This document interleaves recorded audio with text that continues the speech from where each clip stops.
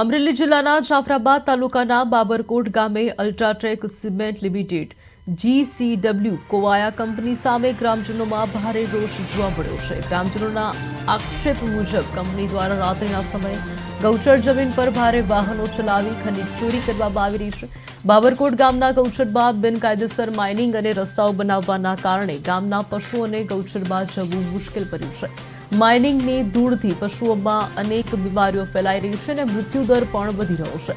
આથી પશુપાલન કરતા લોકોમાં ભારે અસંતોષ છે। કંપનીના બેફામ પ્રદૂષણથી ગામના લોકોમાં ગળાની બીમારી, ફેફસાના રોગો, આંખના રોગો, ચામડીની બીમારી, હૃદયરોગ અને કેન્સર જેવી ગંભીર બીમારીઓ વધી રહી છે। ગ્રામજનોનું જીવન જોખમાઈ રહ્યું છે અને જીવન જીવવાનો અધિકાર છીનવાઈ રહ્યો છે।